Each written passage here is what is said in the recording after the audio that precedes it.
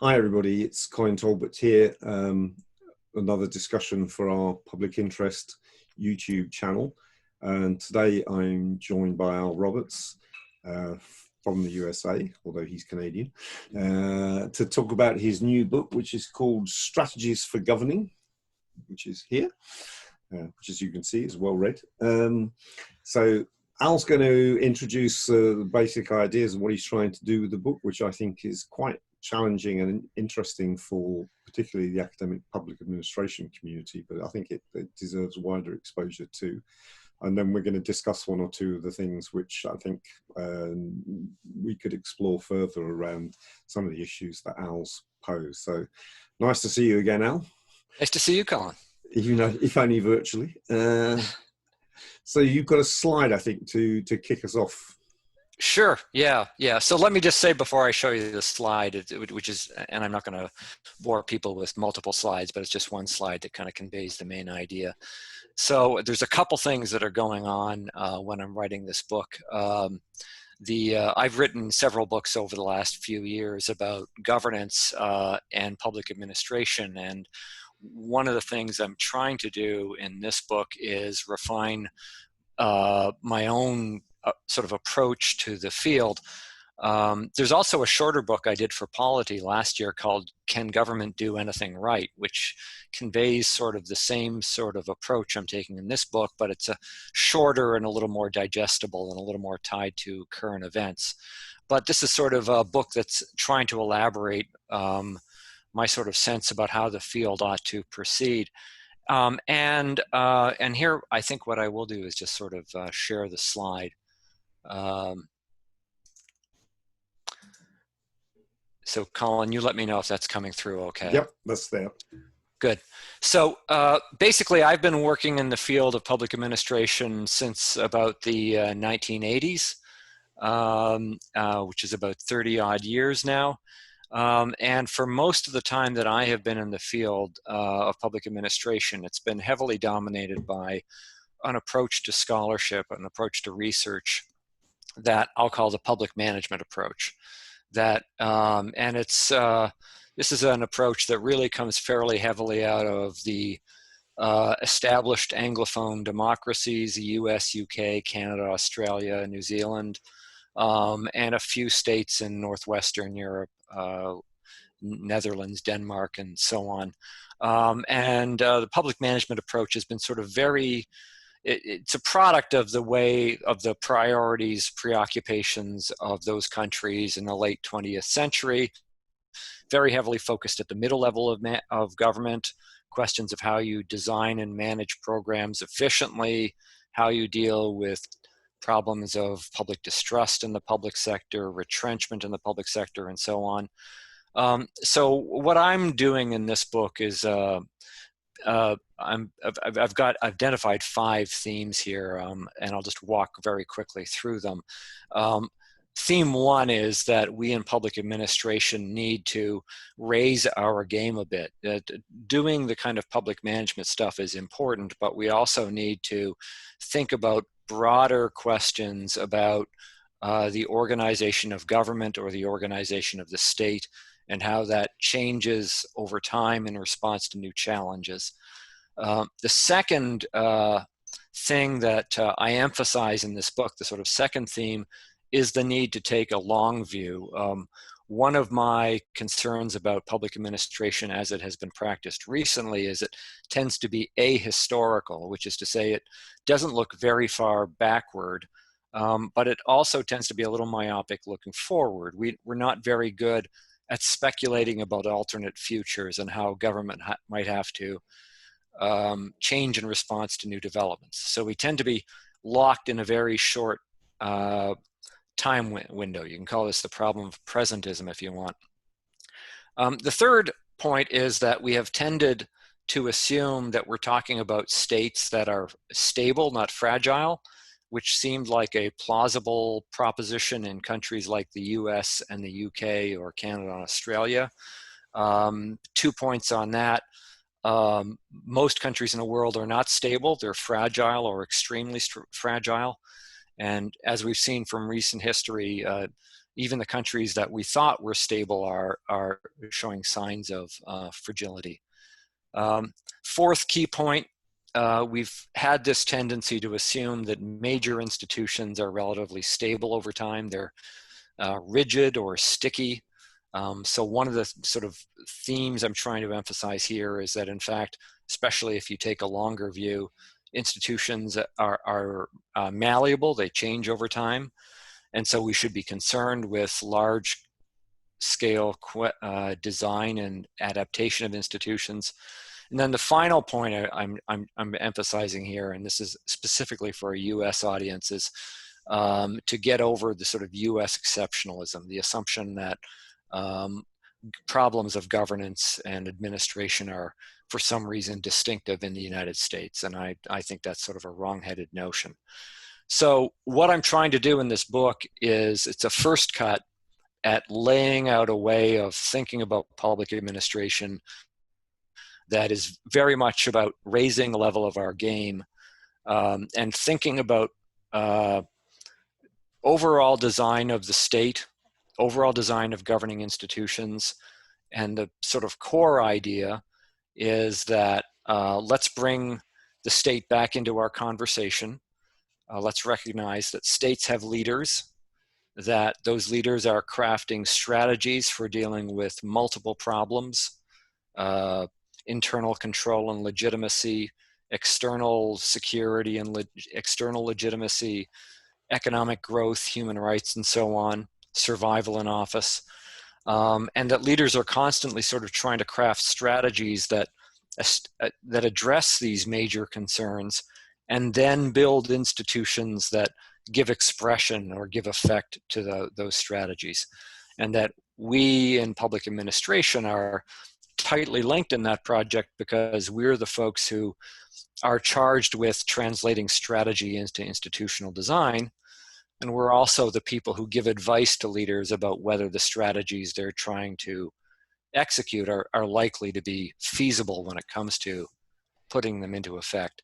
But that's the sort of core idea. But the other thing I think I would emphasize is that the book is also trying to shift our mentality in these other ways as well, taking a longer time view, recognizing that turbulence and fragility is the norm, not the exception, and developing a mentality about thinking about the field that takes fragility as one of the centerpieces.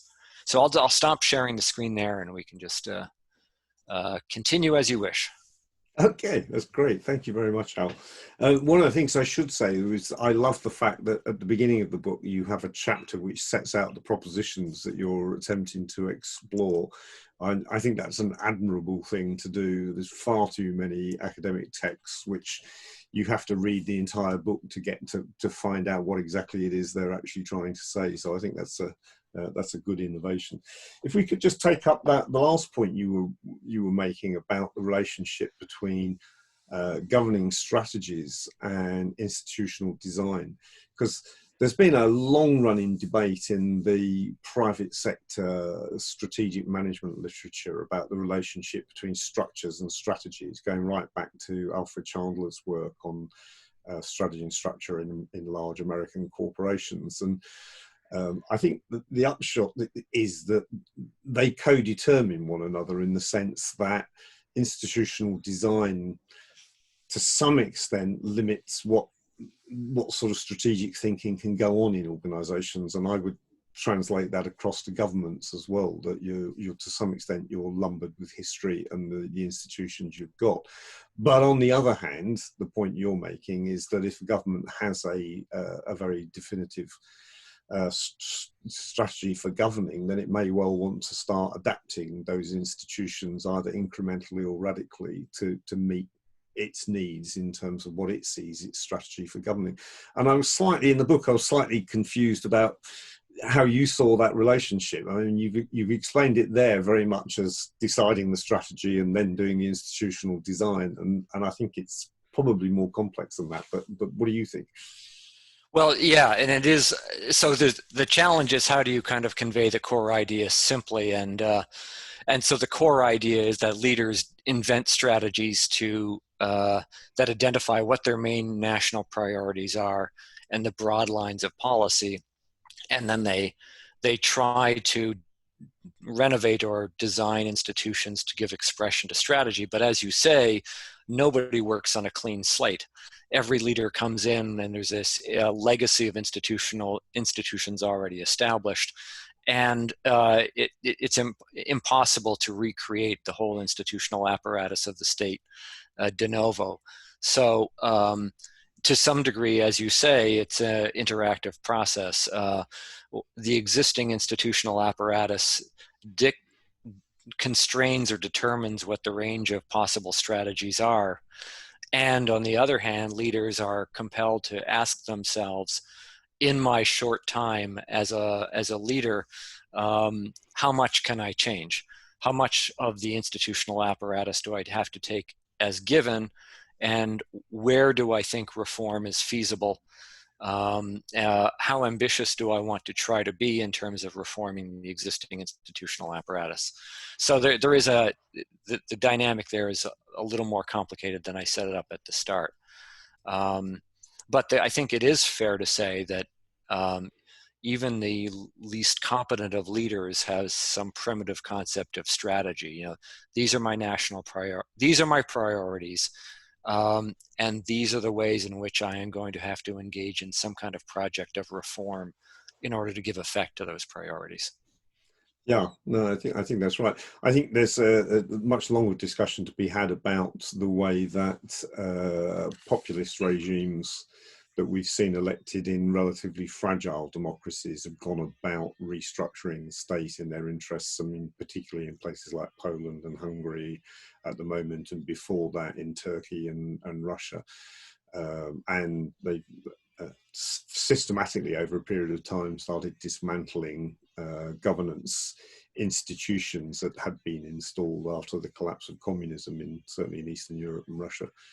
And I think there'd be an interesting area there to explore, which as you say, public administration as a scholarly community has tended to ignore a lot of those issues. I mean, I was slightly appalled by the lack of attention that was given to how democratic public administrations were set up in Eastern Europe after the transition. You know, there's been some work on it, but nothing like as much as there should have been. Considering what a huge transition it was from the communist regimes to the democracies, and we're seeing some of the consequences of that now. I just wondered if you've been thinking about that. Well, you could certainly start to tell a story and say, you know, what are the implications of the populist agenda for the design of states? Where are states, you know, and some institutions are dismantled, some are renovated. Some new institutions are created, but you could basically say, what are the administrative implications of the populist agenda? And that would be a very interesting point. And you could go further and say so that's about institutional design. If you're at the mid-level of government, there are probably implications for managerial practice, right? Your conception about what your role is as a manager and what you're allowed to do is eventually going to shift as the character of politics changes at the high level. And this sort of gets to the central point that I'm making. There has been this tendency to think that you can talk about management and policy design and implementation at the middle level without regard to what's going on at the higher level. I've been searching for a metaphor. You know, it's as though you think you're in a submarine in the ocean, and where you are, you know, the water is calm and all that stuff going on the surface doesn't affect you. It's not like that. There's a direct connection between activity at the middle and activity at the top. As the contours, the character of high-level grand politics changes, there will inevitably be changes at the middle level. And therefore, we need to have the capacity to know what's going on at the top level. We need to have the toolkit that allows us to talk systematically about what's happening at the high level. If we don't have that toolkit, we will be sort of at a loss to understand what's happening at the lower levels, everything will come as a surprise. Yeah, yeah. So one of the sort of aims here is basically to say, let's start elaborating the toolkit. Let's start improving our skill in talking about what's happening at the higher level. And I'm not sure that I've got it right. As I say in the book, it's sort of a first cut. But we do need to have some kind of toolkit so that we can start talking about the grand politics and the interconnections between levels more systematically than we do right now. Yeah, no, I think that's right. And I was interested in that you included in your list of propositions, some which were, if you like, instrumental about the way in which the top level can use the architecture and the design of the architecture of the state. But you also introduce the point that human rights is an important normative value, which seems to be spread, particularly in the 20th century, into states, and was at least in some cases fairly common. But you don't introduce the concept of democracy at that point, and I was quite surprised, because it seemed to me that they went fairly well together and were a fundamental change in the way state strategy had been practiced, or at least the big challenges to state strategy had played out across the 20th century. Yeah, and I don't think so. The point I make in the book is that there's two things we can do, right? The one is the descriptive project of developing a set of tools that allow us to talk systematically about what's happening at the higher levels, the macro level, and how it percolates down. No, pardon me, comes down. But the other thing we can do is develop our skill in judging what we think of one strategy rather than another. And I think in the book I say, look, there are three criteria. The first is a strategy effective on its own account? Does it actually produce the results it's supposed to produce? Is it durable? Does it last for any particular length of time? And is it normatively defensible? That is, can we say it's a strategy that conforms to our understandings about the way the world ought to work? And part of that is whether it respects human rights. For me, I think what I would say is that the right to participate in governance, the sort of democratic rights, are embedded in what I mean by human rights. I didn't mean to exclude democracy. That's just the sort of umbrella term I'm using that would include the right to, the right to participate in free elections and so on. Okay, that's good. The other thing that I mentioned earlier was that I think as a community, we've missed out on some of the big developments that have happened in the last 40 years because of this rather myopic fixation on the middle level of what was going on in terms of state formations and changes. And I just wondered what your thoughts were on, what are the big areas that we've missed out on as a result of that? And it's not just that, I don't think, it's also that some of the areas that we ought to be looking at are relatively inaccessible to Western scholars. And for fairly obvious reasons, scholars in those regions find it difficult to publish objective work on what's going on in their states. Well, let me circle back to that second point. Remind me to get back on that. But one of the frustrations that's sort of driving this book is that look at the experience of this century. We start off with being blindsided because of the resurgence of terrorism and responding to that. Then we follow that by being blindsided by a financial crisis. And then the question is, how do we respond to that?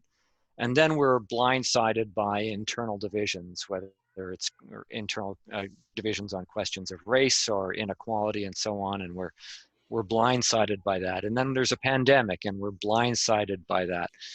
And at a certain point, it becomes tiresome. We should not be blindsided by any of this. With a decent understanding of history, we should know that all of these problems recur, that leaders are constantly, in the long run, dealing with challenges such as these. And if we raised our game and broadened our view a bit, we would be better at we don't want to be constantly responding to new crises. We want to be anticipating crises. And we want to have a pretty good knowledge of what sort of responses have worked in the past, so that we're not constantly reinventing the wheel. So if we raise our game and broaden the temporal horizon, we'll be better at dealing with the sorts of shocks that we've been dealing with over the last 20 years. And I'm not sure on your second point, it was maybe you could just restate it for me? Yeah, it's, where are the big global trends and changes over the last 40 or 50 years that we've missed out on? I mean, I give you some examples just from Europe. There's very little written about the emergence of democratic public administration in Southern Europe after the overthrow of the dictatorships in Spain and Portugal, and to slightly earlier in Greece. So there's not much about that. There's not much about the transition in Eastern Europe from a public administration perspective. There's lots of political science stuff, but there's not much from public administration about how do you reconstruct a democratic public administration from a communist one, and then there's huge gaps for me, like India and China are like, here be dragons, literally, or dragons and tigers, I mean, the two biggest in population-wise countries on the planet, and we know very little about their public administrations in our community. And I just find that really strange. Well, it's appalling, frankly. The literature in the major fields in our journal are dominated by research coming from a very small handful of countries, the ones I enumerated earlier on.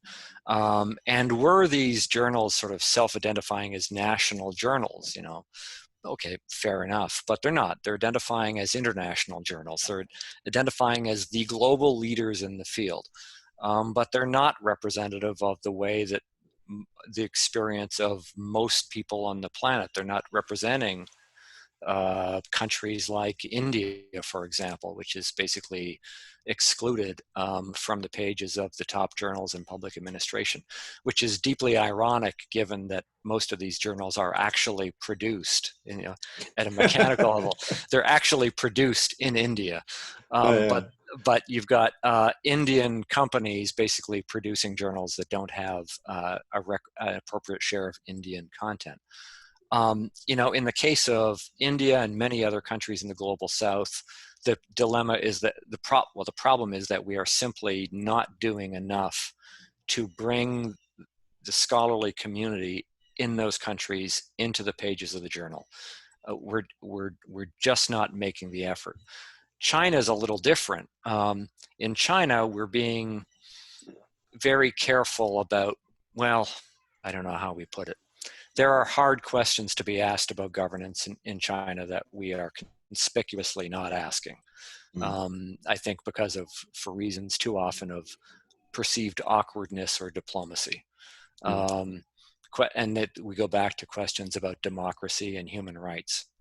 It would be an interesting experiment for anybody to go and go into the leading journals, pull out every article about China that's been published over the last 10 years, and then, try to reconstruct an understanding of what's going on in China based only on what we have published in our journals. Yeah. What have we talked about? And more to the point, what have we not talked about? Yeah. And that's a deliberate disengagement that's not inadvertence or benign neglect. That's deliberate disengagement from certain questions of grand politics. Yeah. Well, one of the points I found interesting in your book, and you've written about this before as well, was that in the States in particular, some of that sort of work around the history of the development of public administration has been, I don't know what the word for it is, but it's I think you use the phrase American political development as 8-hour lunch, which is that there's a separate scholarly community that looks at the history of politics in America and the way political developments happened, and related to that, the way the states formed. And I found that fascinating, but it also made me think actually the same's true globally, in the sense that the what used to be called development administration, now is usually called development policy. Certainly in the UK, there's a big development policy, development administration community, and worldwide there's a whole literature on state reconstruction, state building, all of those sorts of things. But it's completely separate from the public administration literature and community. And it just seems to me there's a needless divide there that we ought to be trying to bridge. Well, that's right. I mean, so much of the literature you've just described, state building and peace building and fragile states and development and so on, is basically a public administration literature, right? Yeah. How do we build and operate institutions to govern well? That's the core question in the field. But there's, and in another paper, I've basically looked at how often you can identify the leading journals in each of these little tribes and look at how often they cite each other. And Right. The short answer is they don't. They each go their own way, and it ought to be integrated. The other aspect of this too is that there are sort of intellectual traditions. In Canada, where I'm from, in Britain, there is an older tradition of PA scholarship that has a different sort of feel to it in terms of sorts of questions that are addressed, the way in which research is conducted, the sort of mentality about time frame and so on. And that tradition is still evident in bits and places, but it's outside the mainstream. And actually, if you go to India, I did say that Indian scholarship is not represented adequately in the so-called top-ranked journals of public administration.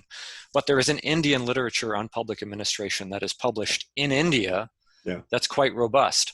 Yeah. And part of the difficulty is that we don't do a good enough job of acknowledging and recognizing all of these sort of national literatures. They're under the radar, as it were.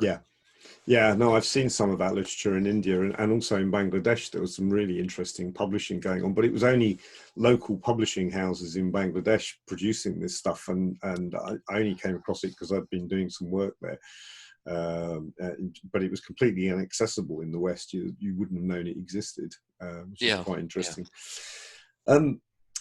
I think probably that's it for this session. But I think you've opened up, I think, a really interesting debate, and it's a place where public administration needs to start reflecting deeply about what's happened. And my final comment, going back to your point about being blindsided by a series of events, I mean, I think part of that is a consequence of public management displacing public administration, because public management focus, as you rightly said, on the concerns of these small number of advanced states around issues about efficiency and the cost effectiveness of providing public services, not on issues about resilience and being able to deal with crises when they happen. And as a result, I think it's pretty obvious in the UK, for example, that we knew that some of these crises were going to happen. Pandemics have been the top of the national government risk register for the last nearly 2 decades. And yet when it happened, we were completely unprepared for it, or almost completely unprepared. And I think that's partly a consequence of the sort of thinking that you've been describing, which is a phenomenon not just of the academic community, but of the practitioner community as well. There was a certain quality to the neoliberal project, which it was a sort of a view of governance that was in a way out of time. It was this notion we're going to design the machine and the machine will just run itself. And so we didn't think about planning. We didn't think about foresight. The topics that in the 60s and 70s were sort of high profile topics, and they went out of fashion. For some good reasons, but went completely out of fashion. The question of whether you're organizing the apex of government so that people are adequately attuned to long-term threats, and all of that got dismantled, and we developed this kind of neoliberal regime where you were going to have a strong finance ministry and a strong central bank, and they would worry about price stability and fiscal discipline and free trade, and everything would go of its own course. So there is an immediate effect in terms of, what are the implications for public administration? One implication is if you think that an important part of the game is looking at how leaders craft strategies to deal with threats in a dangerous world, then you start to say, among other things, well, have those folks at the top actually got the support mechanisms they need to do that kind of work competently? And have they got the mentality to do it properly? You know, do they come into office recognizing that it's not just about the moment, it's about the anticipating threats that may come down the road? And maybe we all just got too casual about, we assumed the world was a much more benign place than it turns out it actually is. Yeah, no, I think we can all agree with that, especially at the moment. Well, this has been absolutely great, Al. Thank you very much. Well, thank you very much. It's been a pleasure talking with you. Yeah, and I'm sure this conversation is going to go on, and I've got some ideas about how we could hope to advance this a bit further. So let's try and do that. I'm going to stop our recording at this point. Good. Thanks again. Cheers. Yep. Cheers. Have a good weekend. You too.